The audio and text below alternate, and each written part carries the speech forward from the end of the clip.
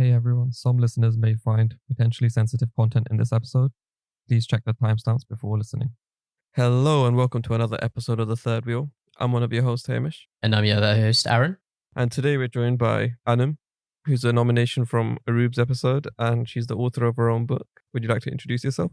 So my name is Anum, and by profession, I work in HR. I'm also an author of my own book, which is called The Never Ending Life. It's actually available on Amazon worldwide, and I'm really pleased to be here. That's awesome. If you get straight into it, what's the book about? So the book is about the different life experiences that we go through as throughout the human life cycle. So it talks about childhood experiences, it talks about, teenage drama, adulthood, relationships, professional life, marriage, and there's also a little sad part which talks about death and the loss of life and sort of the experiences that we go through, when we lose a loved one. And I would like to also add that there is some advice and guidance in there as well on how to deal with such issues. So it's a really nice mix of fiction and nonfiction. So I think only a handful of people would know what part is fiction and what part is nonfiction. That's what I was going to ask. Is it a nonfiction or fiction? But it's a very interesting twist between the two. Okay. What is it classed as, officially? Officially, it comes under an autobiography. Okay. There's only one physical copy available, left on Amazon.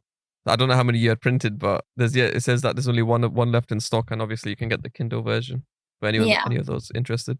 It's sold a lot of copies abroad as well, because I've got quite a few friends that I've met during my travels that have then obviously when they found out about my book, they've bought it, and I don't have that many reviews, but it has sold. I think the last time I checked, which was in March, I had sold over 100 copies, which to be honest isn't too bad for someone who's not, very famous or anything.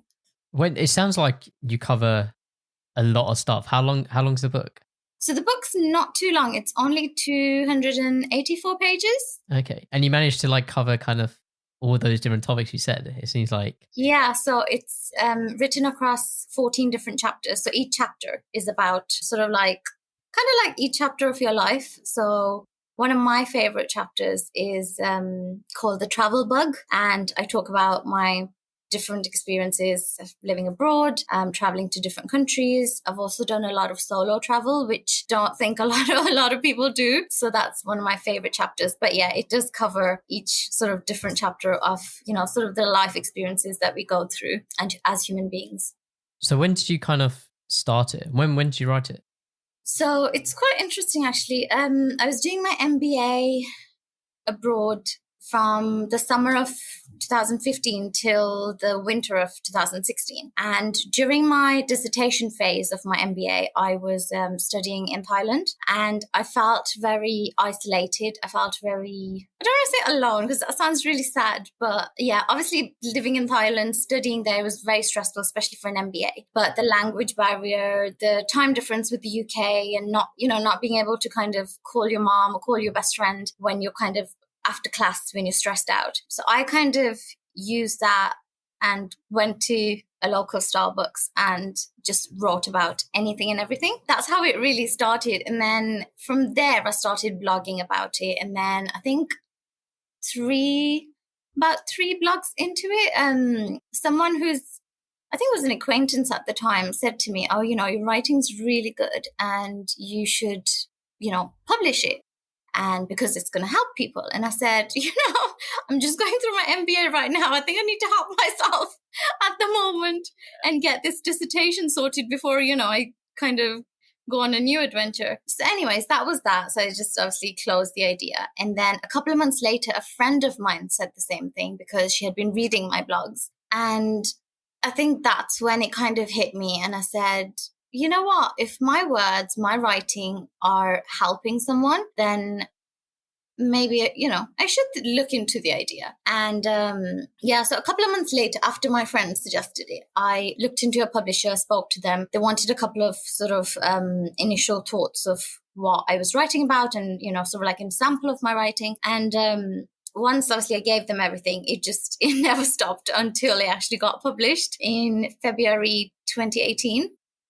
So, yeah, that's how it happened. Very strange, but yeah. How did you you said there you kind of spoke to a publisher.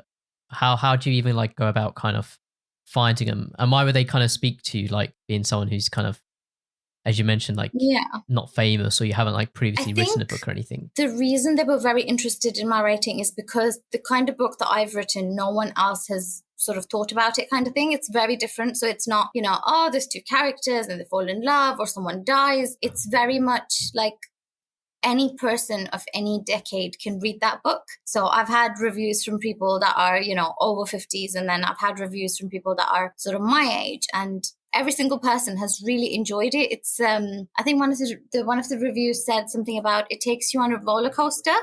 So there's lots of laughter, there's funny jokes, and then there's a chapter that talks about how you should deal correctly with grief and pain and loss.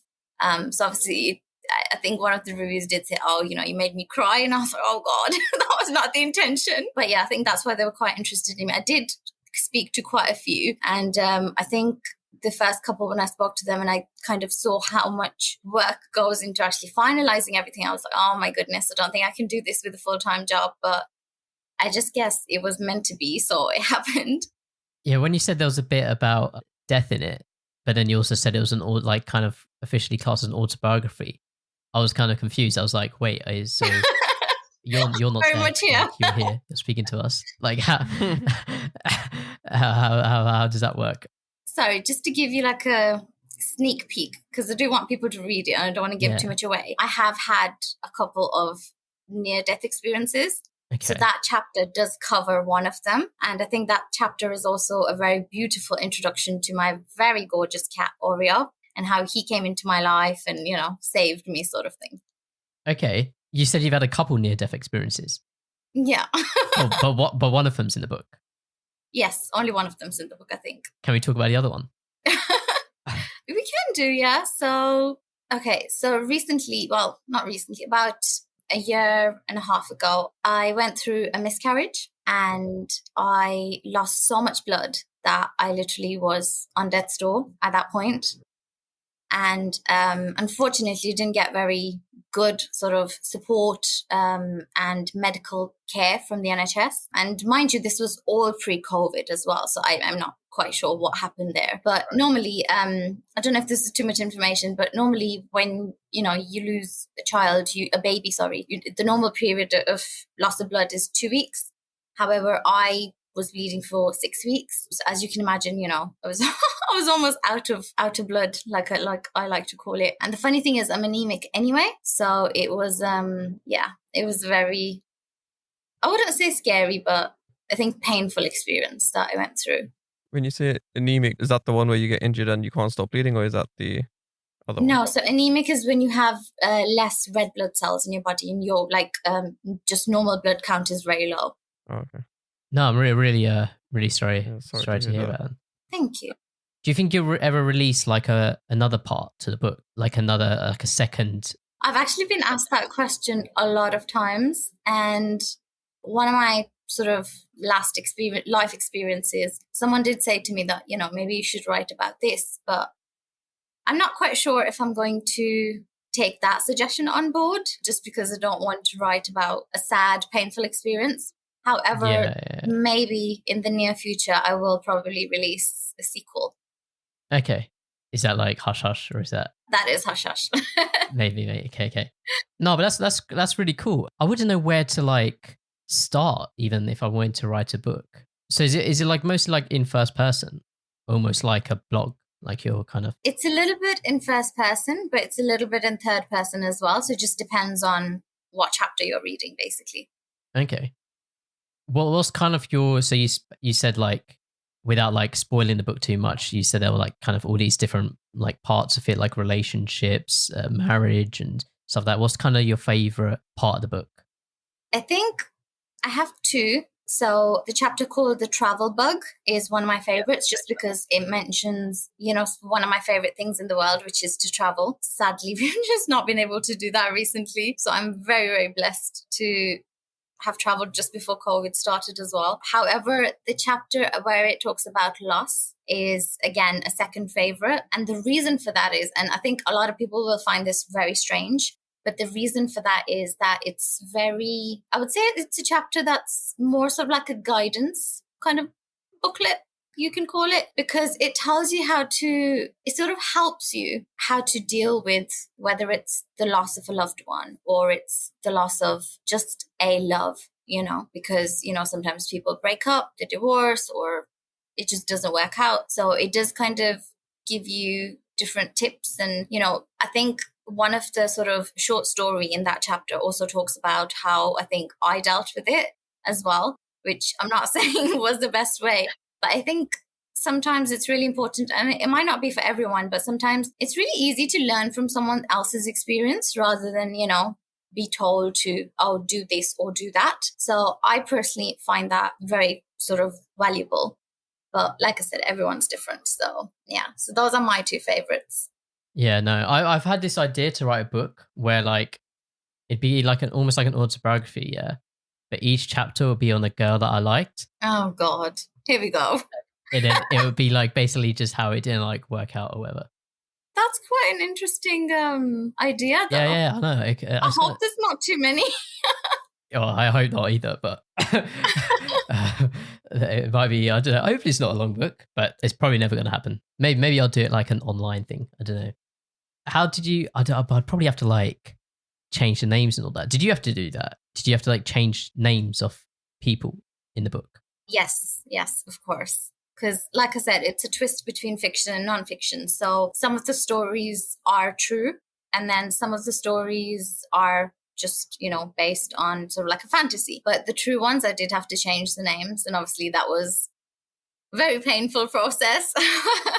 I remember when I got the first draft and I had to go over the entire thing, I think in a week's time, and I was at work, I was working full time, and it was a lot of work. But then also to ensure that, I don't use names that are very, very similar, like use the same alphabet as well. So that was, again, a lot of work. And then I think I remember the final draft was actually sent to me while I was on holiday celebrating I don't remember which birthday it was, but celebrating my birthday in Dubai. And I remember I could not sleep because of the time difference, I think the second day. So I was just, after like our day out, in the pool and shopping and this, that, and the other, I was up at night trying to read through the draft because basically my publishers, I don't know why, well, I suppose because it's just a day, but they wanted to release it on Valentine's Day. And I was just like, okay, then.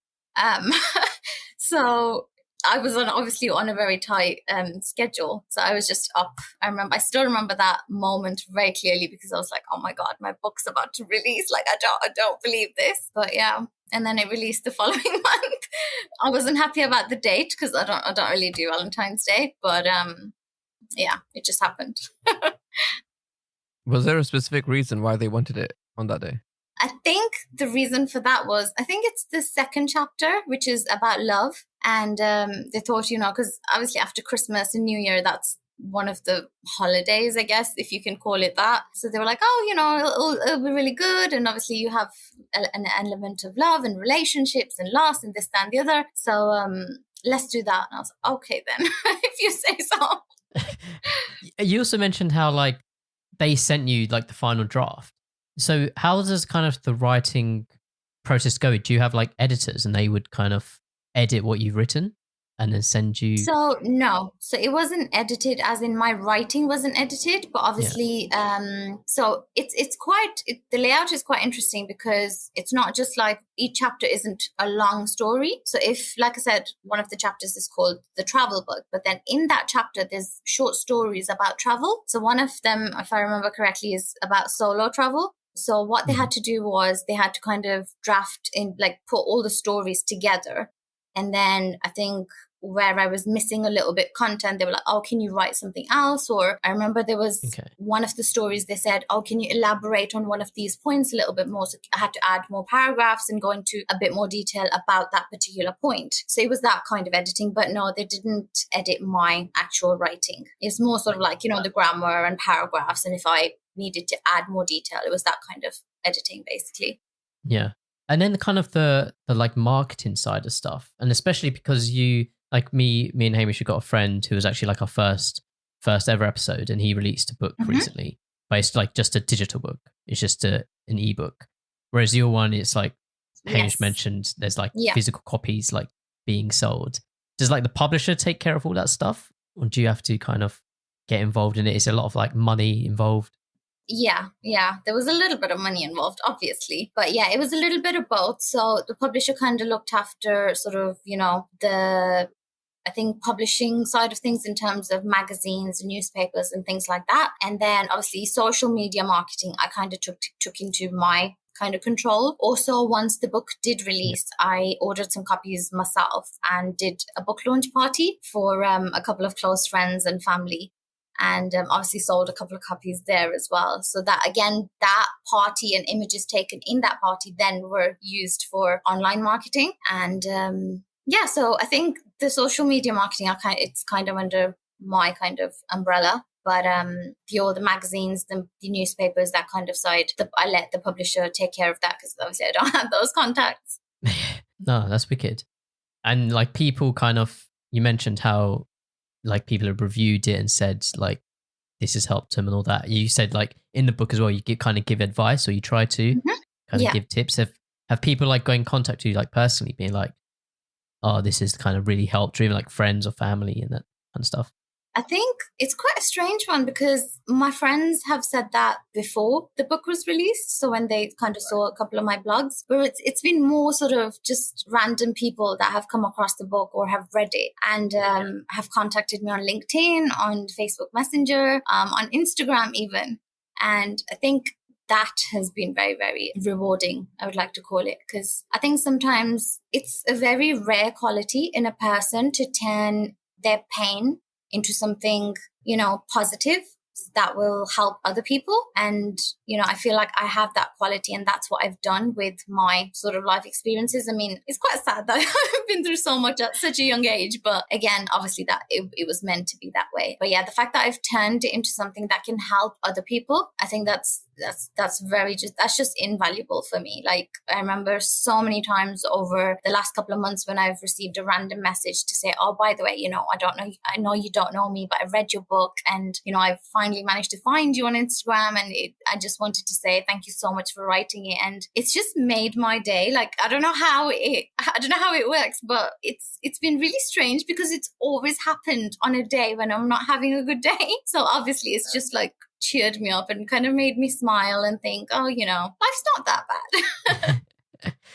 No, wicked. Yeah, I know you mentioned it already, but like, where can people, if they're interested, like find the book, buy it and all that stuff? So it's available on Amazon worldwide. Obviously you can get it next day with Prime. And in the UK, obviously it's additionally available on Waterstone, in Waterstones as well, sorry.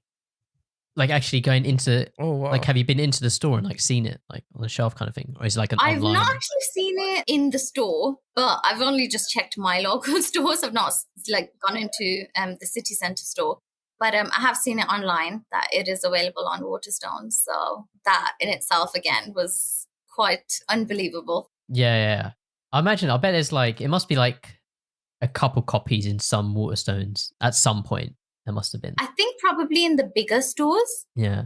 Yeah, you'd have to go and like get a picture or something, like pointing to it. That'd be cool. I didn't realize you were getting celebrities on that, and I was like, shit. Yeah. No, that's wicked. Like, that's really cool. That's something you've been like able to do. What about like as well the title, The Never Ending Life? What's kind of the idea? The idea behind that? I think the idea behind that is, how the cliche when people say, oh, you only live once. I think I kind of got it from there, because the truth is you only die once. You live for, well, most people live for a very long time, however much that long time may be. So like I said, I'm in my 20s, but I feel like I've lived a very long life in terms of, the experiences, some good, some bad. I've, been very blessed to be able to travel to so many countries, to study at a really great university, to work across so many different companies. So I would like to say, that I've lived very fully in the very short time that I've been on this earth. However, people that, say are in their 50s and 60s, they would have sort of, more experience than myself. So I think the idea came from there, because obviously the book talks about different chapters of, the human life cycle. So it kind of came from there that it's sort of like a never ending life, as in, you can go through so many different experiences in life. It's not just one kind of story and one soundtrack that's going on. Obviously, there are people that do live like that. I personally feel very sorry for them because I feel it's in our hands to change our sort of future and, you know, the next chapter in our lives. You know, if, say, you're going through a really horrible time in your life, whether it's in a marriage or in a job, it's down to you as a person to change that. You know, no one's going to come and be like, oh, here you go. Here's a new job. Here's a new husband. Let's just move on. Yeah. Yeah, well, you said like tangented my brain into like a Shakespeare quote. Yeah. So there's one from Julius Caesar that goes, "Cowards die many times before the deaths. The valiant never taste of death but once." I don't know why. I just love that quote. And I had to go find it after you said that. I was like, I thought I just. Very true. It applies to this situation, definitely. Never be scared. The titles also remind me of, did you ever watch like The Neverending Story, the film? No, I don't think so. Or is that just me? This is just the Aaron thing. No, it's funny because I remember watching, it's a really weird film, but I remember watching it when I was a kid and thinking that it was a film you watched and it never finished. Like, because it was called The Neverending Story. But now looking at it on Google, it is actually only an hour and 47 minutes. So I'm not really sure. I'm not really sure where I got that from. I feel like I'd never finished the film either because I felt like it never finished. I don't know. A bit weird. But yeah, that's awesome. We'll put the links to the book in the description for like people to check out. Yeah, in the middle of that, you kind of like name dropped like a few countries. You mentioned like doing your dissertation in Thailand, being in Dubai when like your book was being launched, and then even like you had a chapter in your book like about like traveling and like solo traveling in particular. Where are you like based like now? Where would you call home? Home is, well, officially, physically, it's Birmingham.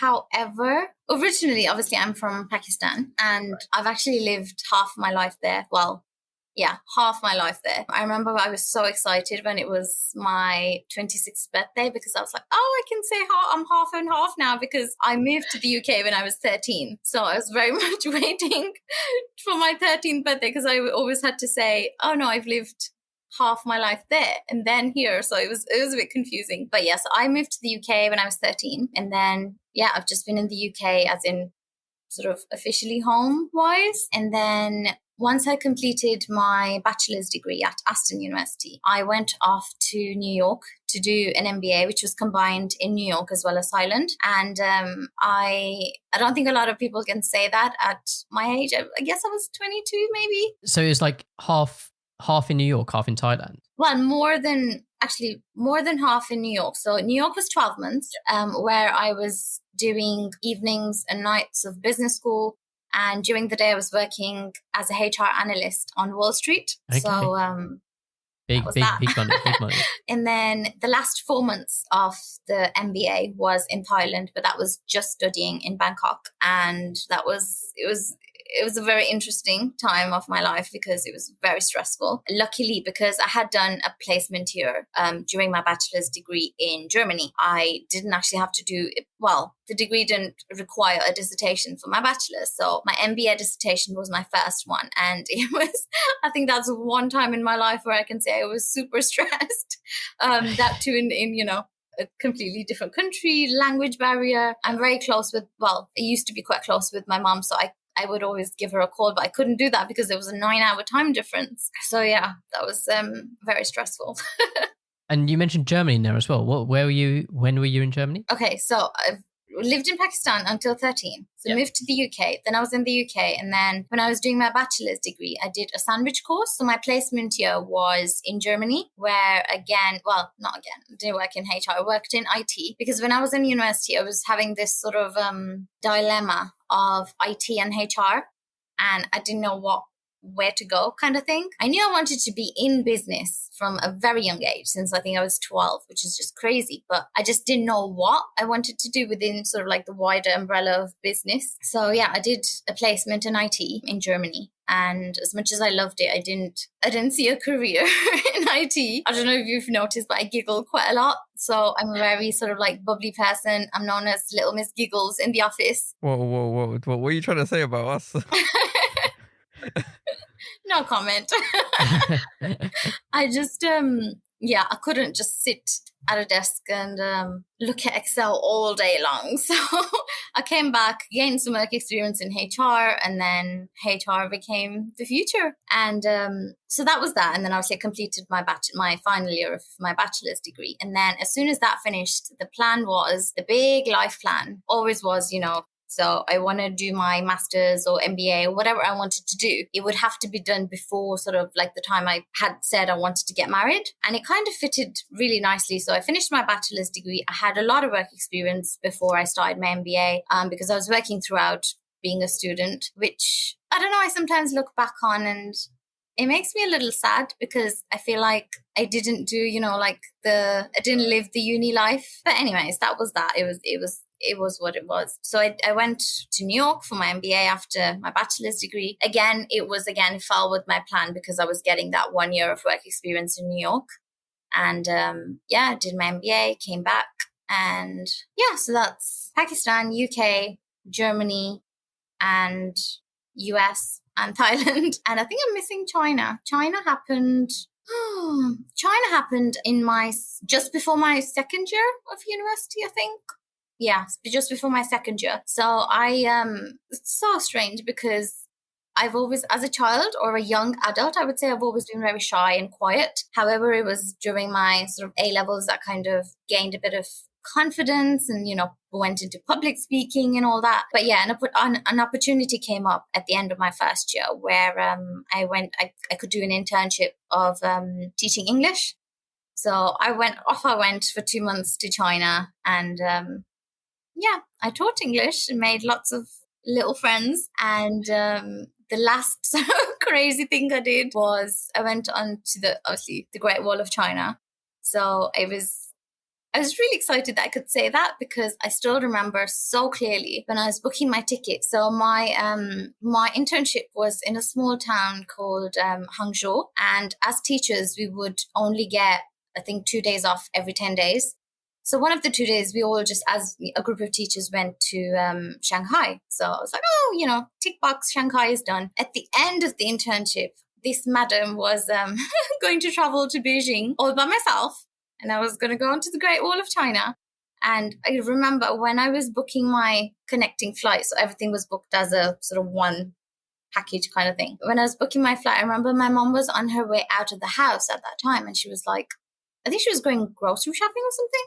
And I said, I'm going to go to Beijing, I'm going to see the Great Wall of China and this and that. And I remember so clearly till this date, she just shut the door in my face. She was like, do whatever the hell you want. And I was just there like on the phone to the travel agent. And I was like, silent. And he was like, Ma'am, are you there? And I just didn't know what to do. I was like, oh my God. And obviously, in Asian culture, we think, if your parents have said no to something, if you do it, God forbid, what's going to happen?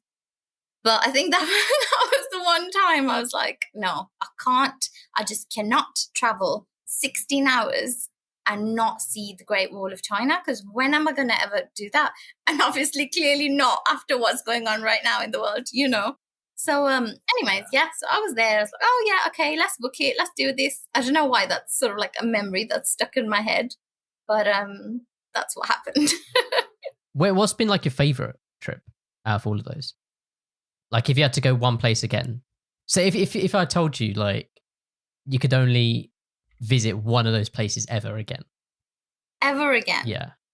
Oh God. I hope I don't get into trouble for saying this, but it would be Las Vegas. Las Vegas. Oh man. Mm-hmm. I've been there actually. I don't know. I feel like I had like such high expectations for it. Mm-hmm. And maybe it didn't live up to that. Like it was still wicked. Yeah. But yeah. Is this the gambling place? Yeah, the casino. Yeah. Oh, okay. Did you gamble much? A little bit. Did you lose a lot of money? I actually won a lot of money, so I was very happy. Okay, I guess that might be like one of my favorites if I won a fair bit of money. No, but that's cool. It seems like visiting a lot of places, and also like a lot of them seem to have also been solo places, like solo. You just went by yourself. I think obviously the internship was solo, the placement. Yeah. The placement, actually, my mom did come with me to kind of settle me and stuff. But yeah, New York was solo, Thailand was solo. But again, obviously, because it was for work or educational purposes, I wouldn't really expect my parents to kind of accompany me there, especially with their work hours and things like that. But when I mentioned solo travel earlier, what I was trying to refer to was when I've traveled for leisure solo. So when I was in Thailand, as you know, the dissertation started getting extra stressful, I just needed a bit of de-stressor and, you know, just kind of unwind. So I went to Vietnam by myself for sort of like a long weekend. Our schedules were quite crazy, but between different between different modules rather, we would get sort of like a 1 day additional break, which would then be Saturday, Sunday, Monday. So that's when I utilized that time to I went to Vietnam, and I also traveled within Thailand to a couple of different places, and I also visited one of my friends who lives in Myanmar, and it was just, again, it was such a random country as well. But again, I only went there because my friend lived there. And, you know, she said she wanted me to visit, and I hadn't seen her since we graduated university. So that was an amazing experience. And I think that was one of my sort of like mini favorite trips, because it was almost like I kind of explored this random country that I don't think I would have ever thought to travel to unless I was, you know, I had a friend there. But because I lived with her in her sort of family home and, you know, with her family, I got to experience it and explore it in a very different manner. So it was very much, you know, sort of like you're exploring the city as a local rather than a tourist. So I really, really enjoyed that part. Vietnam was quite interesting because I think it was the day I landed, I was actually a little bit sick. I was under the weather, had a bit of a flu when I traveled to Vietnam. So when I got there, I was like, oh gosh, like how am I going to do this? But the very next day I had this trip planned, and it had to be sort of adjusted a little bit in terms of the duration and the journey, because we were going to experience a typhoon. And I was like, okay, then it's only when I'm traveling alone, something or the other has to go wrong. Because when I traveled from Hangzhou to Beijing to see the Great Wall, I actually got really sick in Beijing. And I remember when I was Skyping my parents, I had to kind of keep going on mute because I was really sick. And of course, my mom, you know, as soon as she found out, she was like, oh, I told you so.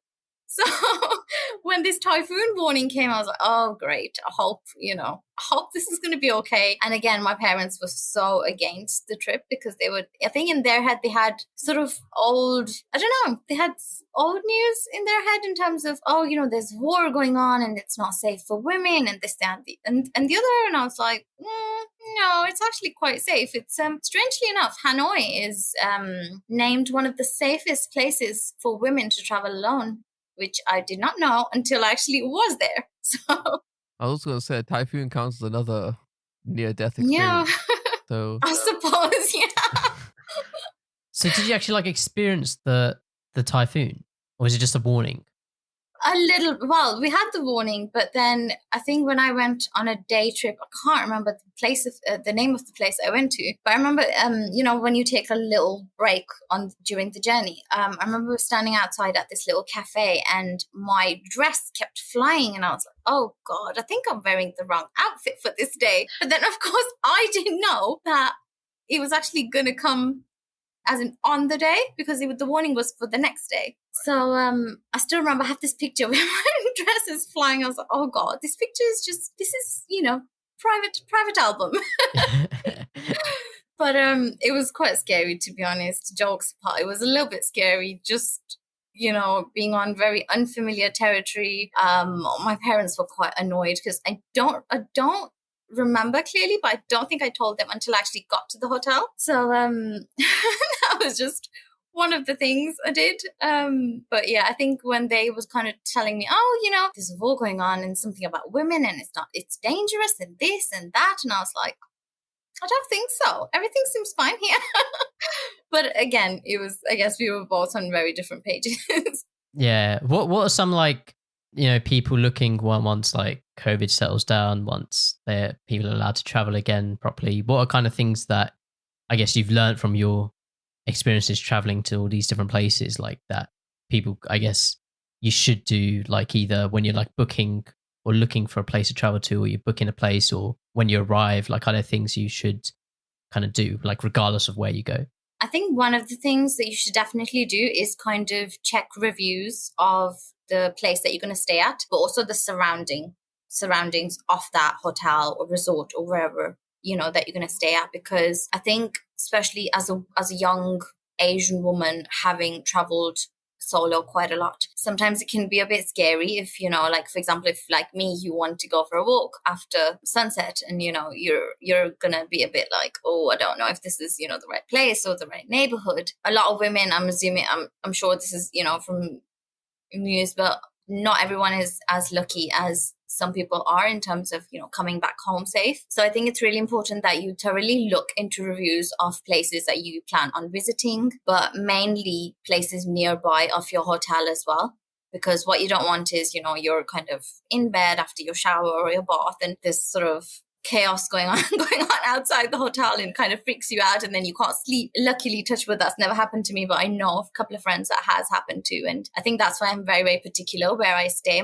Sometimes my friends make fun of me that, you know, I kind of live a very princess lifestyle when I'm traveling, but I think I personally really, for me, it's really important that if I'm staying at a hotel or a resort, that I'm comfortable. I don't care if I'm going to be on a day trip from 8 a.m. till 8 p.m. That time in bed, or when I want to shower, or, you know, when I'm having a nice hot cup of green tea, I want to feel comfortable. I want to feel luxurious. I don't want to, you know, be on a sort of similar standard of home, because for me, it's when you're traveling, it's a vacation.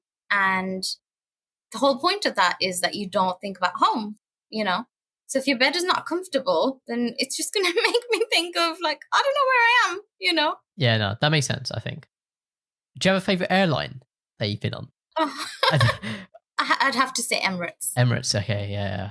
I absolutely love Emirates. I think I've traveled to various different countries with Emirates, and they've never, ever failed to, you know, meet their expectations, or sometimes even rise above their standard expectations. It's just unfortunate that you can't travel everywhere with Emirates, I guess. Obviously, you can't travel to Europe. And I think sometimes it's a little bit, I don't know, I find it a bit annoying sometimes that you have to go via Dubai, just because I love Dubai so much. It kind of makes me think, oh, you know, let's have a little stopover, but then it kind of reduces your full days of the actual destination. And I also end up spending a lot of money in Dubai, which my bank account does not appreciate always.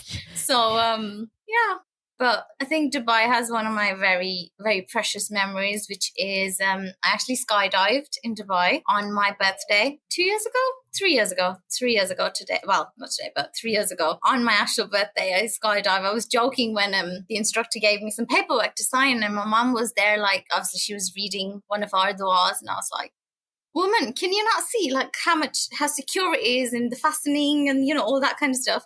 And she was just like, I can't even look. So once I was wearing all the gear, I was like, Mom, can you take a picture? And she was like, no, I'm just going to go sit over there. I'm going to face the other way. So I had to ask one of my instructors to take, like, I was just there, like, can you take a picture for me? And obviously that's not my mom, so I can't tell him, oh, can you take a couple more?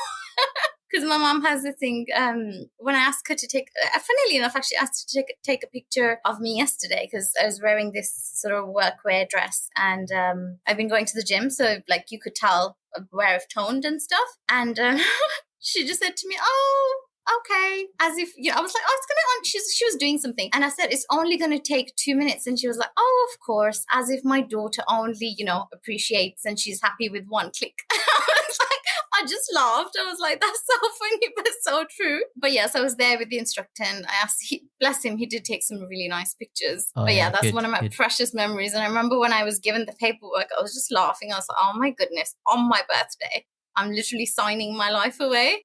So my tombstone is going to say 1201 to 1201. But what, when the thing you're signing, does it say like, you know, like if you die? Yeah, so it says that they're not responsible. So I was like, okay then. Yeah, I can't imagine doing it.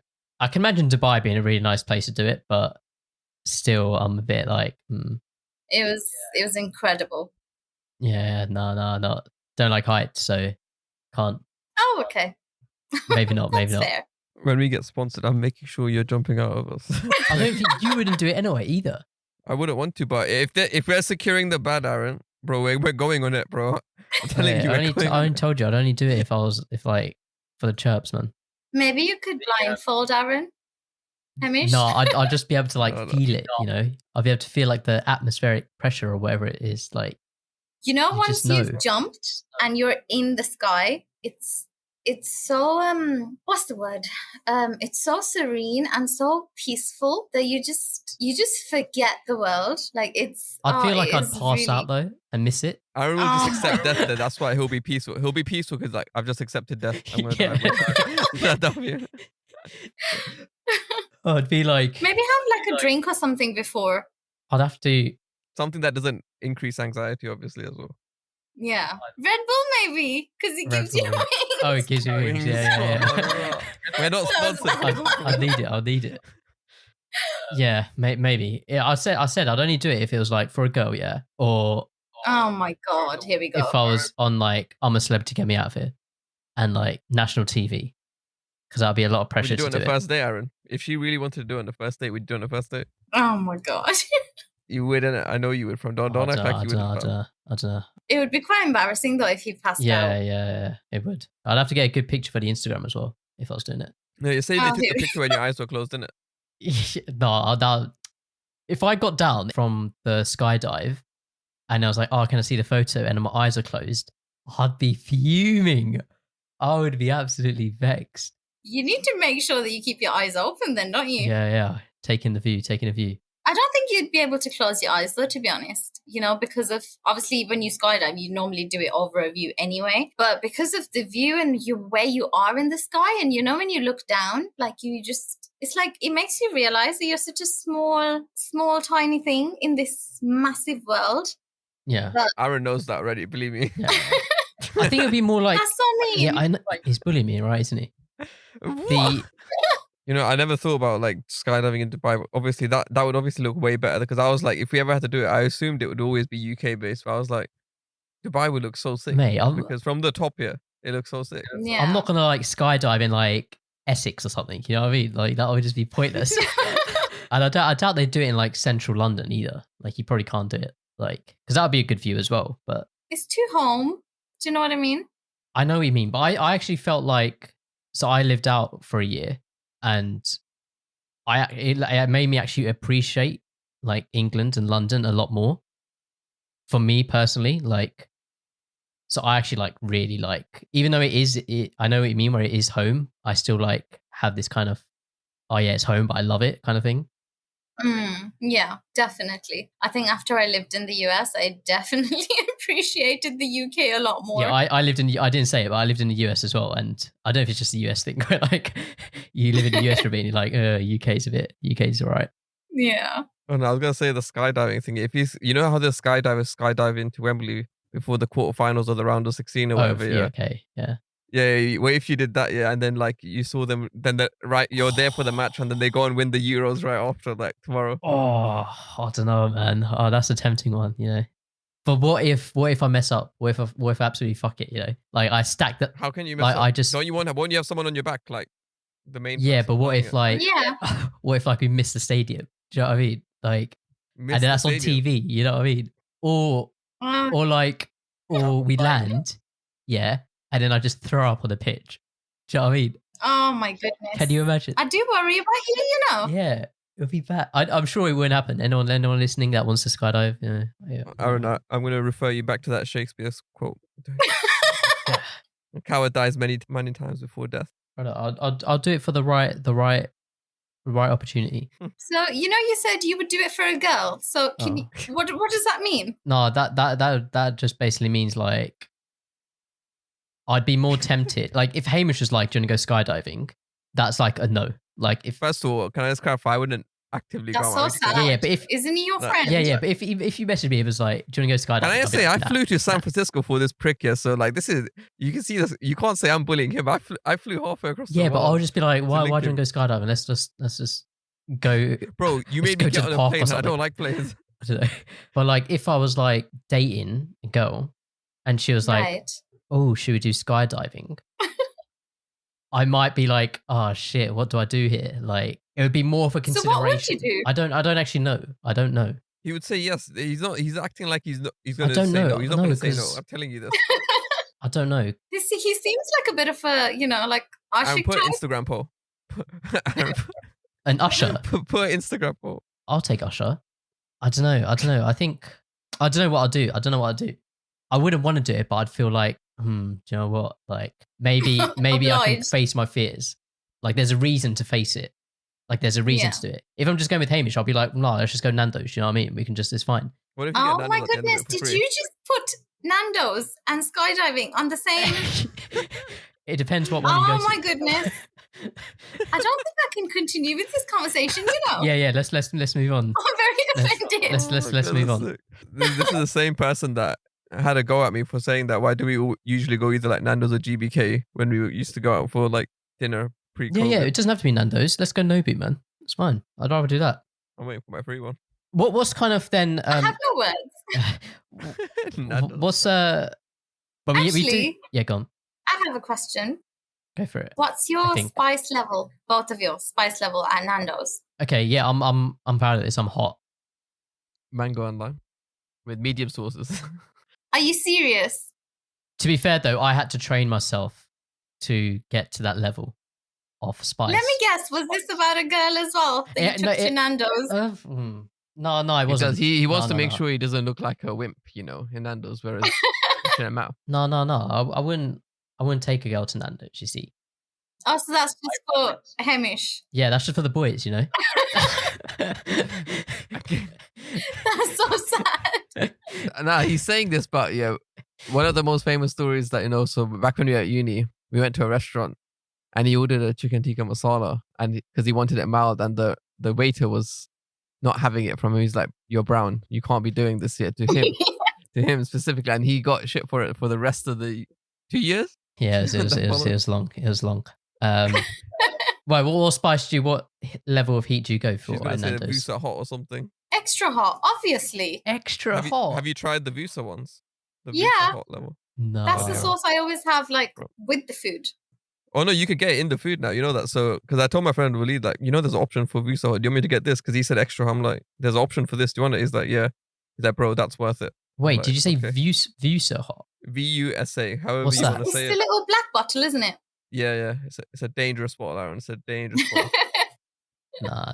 Whenever I ask for the bottle from one of the waiters or whatever they're called, they just look at me like, "Are you sure?" I'm like, "Yo, I'm brown. Like, can you not see? What do you mean? Are you sure?" Disrespect. I'll make sure you have some the next time we end up at Nando's. What do you mean? I'd only have it if you have it. No. I mean, there's too much of that. We're in it together shit. I think you need to do baby steps with him, Hamish, because you need to get him to extra hot first. And Hang on then... a second. We just established I'm on hot. How am I getting the shit for this? But hot is still good. Hot is still like pretty. When I used to train to get to hot as well, I used to sweat, man. Nando's hot isn't actually meant to be that hot. Oh, it's pretty hot. Exactly. I do find it. Nah, it's hot, man. It's yeah. I'm proud to be a hot, I went on this date and this guy, he actually ordered extra hot just because I ordered extra hot, and I was just like, See, I wouldn't do that. as much as I appreciate it, I don't really like the fact that you just did it because of me. Do you know what I mean? It's like, you order you, I order me. Do you know what I mean? I'm like, I've got nothing to prove. That's just my standard order. But yeah, I just remember that story thanks to your little, I would do this for a girl or on a date or this. Can I say, if you went to like an actual normal restaurant, you would probably have to get like the medium version of it. You probably couldn't have the hot stuff because Nando's, as I said, Nando's hot is like medium. Yeah, like, true. Like everywhere else. I would literally just get what I want, basically, because I wouldn't want to get extra hot at Nando's just to impress a girl if eventually that is going to mean I'm not going to impress her because I'll be sweating and like dying. So it wouldn't make sense to get extra hot. Funnily enough, that actually happened on my date. I was like, See, oh rookie, my rookie, man. goodness, Rookie was mistake, there man. any need for this? Do you write about that in your book? No, this is post my book. Oh, you okay. should have said yes, you would have bought it.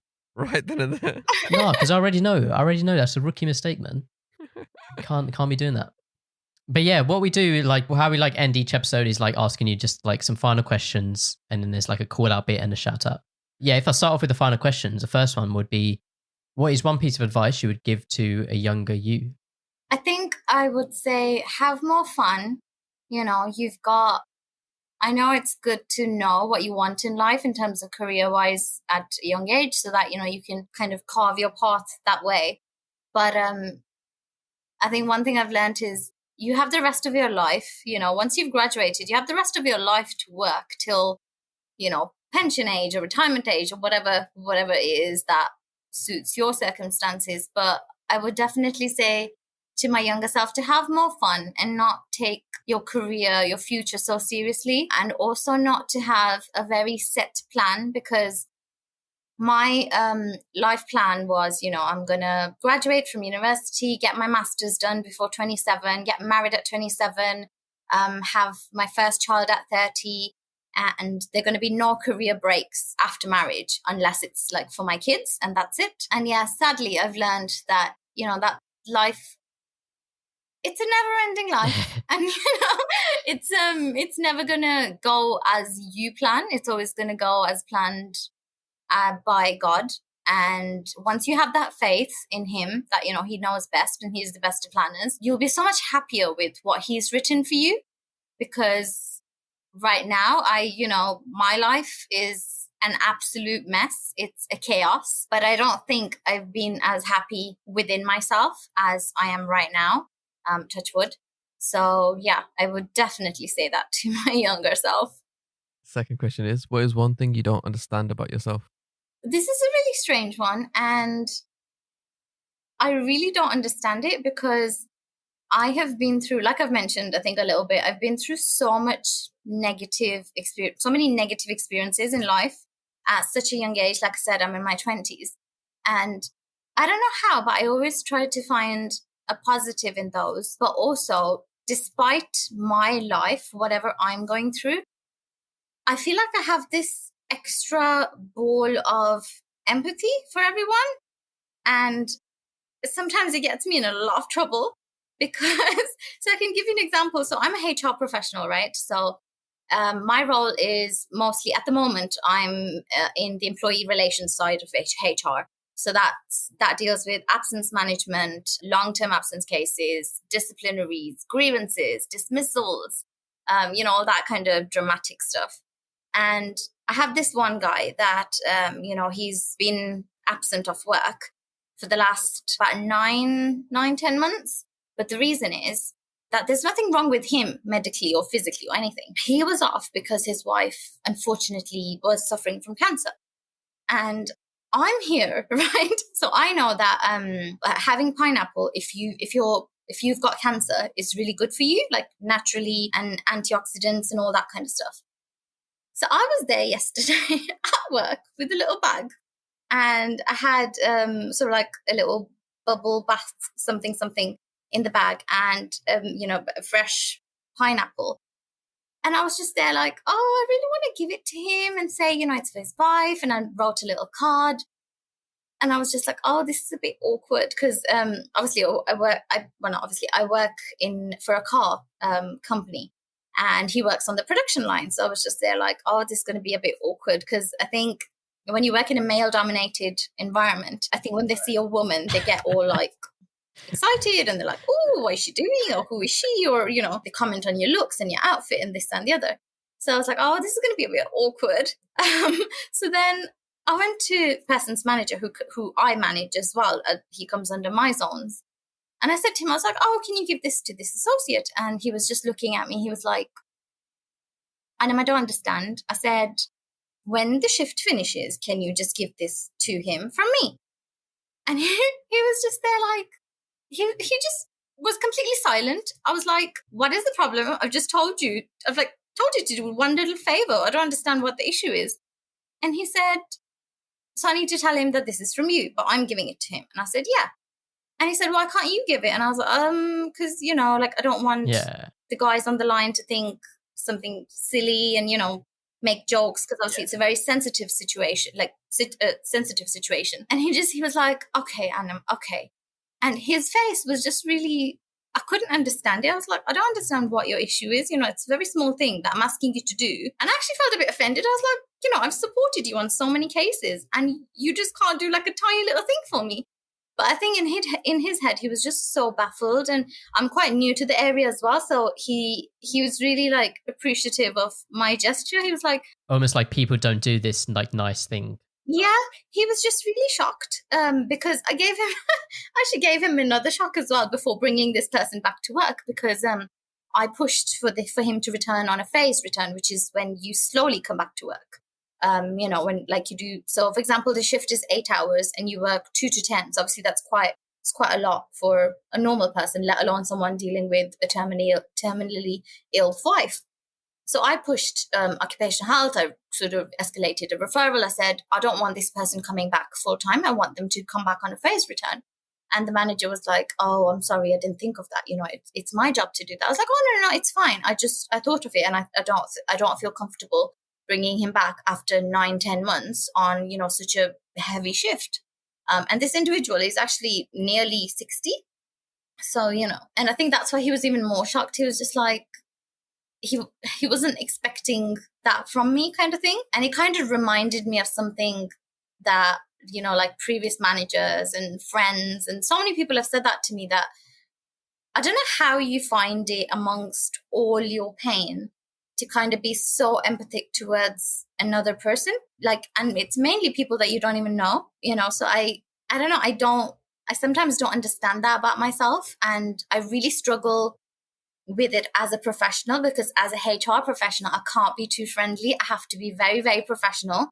I have to be helpful, but I can't show my sort of soft and kind side, as much as that might sound a bit crazy, because, as HR, you have to be very neutral. You have to kind of, you're basically representing the company, you're not there for like, oh yeah, let him have 10 months off. It's no big deal, So, yeah, I don't know. I don't really understand that about myself, especially because yesterday personally was a very difficult day for me. I actually didn't want to go to work. I just wanted to kind of curl up in a ball and just stay in bed and have like my little cat babies around me. But yeah, I don't know.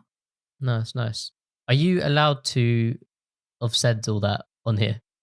I just want to check. Yeah, it's not a problem because I've not named anything. Okay, cool. Last question. So this is actually a question we ask every guest, the same question, and that is, what's been your most memorable third wheeling experience? So this is like if you've third wheeled someone, like a couple, or they third wheeled you, or fifth wheel, seventh wheel, like anything. So I was abroad attending my cousin's wedding. I'm not going to say where because I'll just give away too much. But so all us cousins were going ice skating, and I don't do ice skating because I've done it once. I fell on my bum. Luckily, because I fell on my bum, I didn't break anything. And I'm very thankful to God for that. But after that, I was like, oh, it's not going to happen. So I was like, oh, I'll join you guys. And then, we can get like a hot drink after that and whatever. But I'm not going to physically do it kind of thing. I can be a photographer or whatever.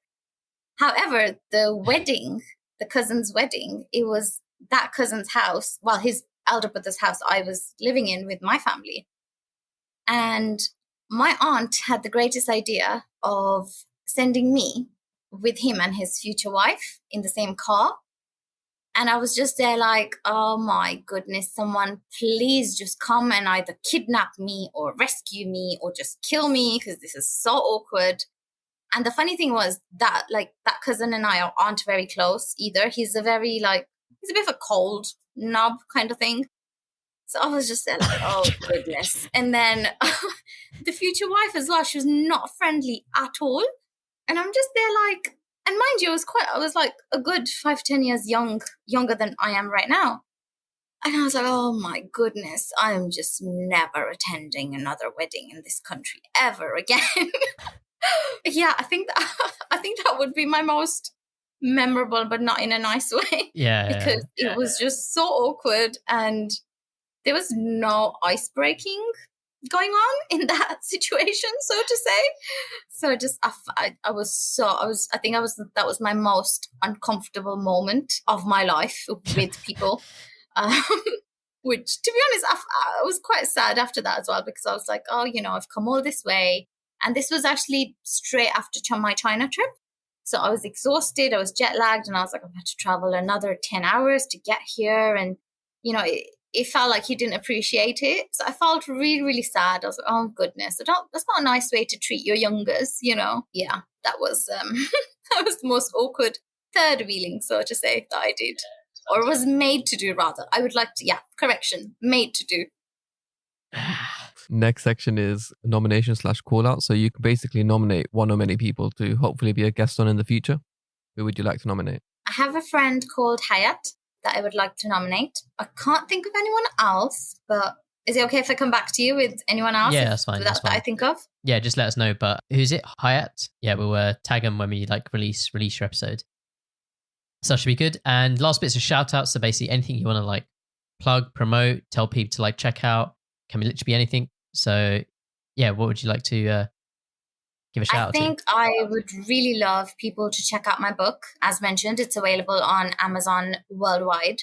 So, you know, you don't have the excuse of, oh, you know, it's not available in my country. So yeah, it's available worldwide. However, if you would also like a personalized copy, so if you would like a signed copy by myself, please do get in touch. I'm more than happy to do that. I think I've done a lot more signed copies during the pandemic, strangely enough. But yeah, I would be happy to do that for anyone that would be interested. And just to end, I would like to say, try and enjoy the life that you have left as much as you can. You know, no matter what sort of turmoil or, you know, chaos is going on in your life, it's a never-ending life as much as, you know, till we get to our last stage. So enjoy that time. And if you're in an unhappy place, take it upon yourself to change that, because you're your own hero. And sometimes in life, you have to be your own hero. As much as, you know, you might, I think for girls, it's very different because we have, you know, our hero is always our father or like a brother, or later on in life, you know, our other half.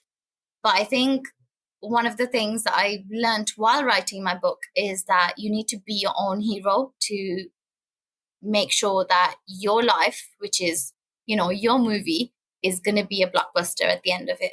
Yeah, it's a very, very nice message. Hamish, anything to shout out? Yep, 2 songs, Clash by Dave and Stormzy and Shining by Rackstar. And yourself, Aaron? I'm going to, on like the theme of books, I'm just going to shout out one of our friends, the guy I mentioned earlier in the episode. He wrote an ebook called Dear Depression. And yeah, we'll put a link to that in the description too. But yeah, thanks so much, Anum, for coming on. Thanks for your time. I really, really enjoyed speaking to both of you. Yep, and nice meeting you. Yeah, hope everyone like also enjoyed the episode, and yeah, we'll speak to you all next week. All right, see you guys. All right, have a good day. Bye.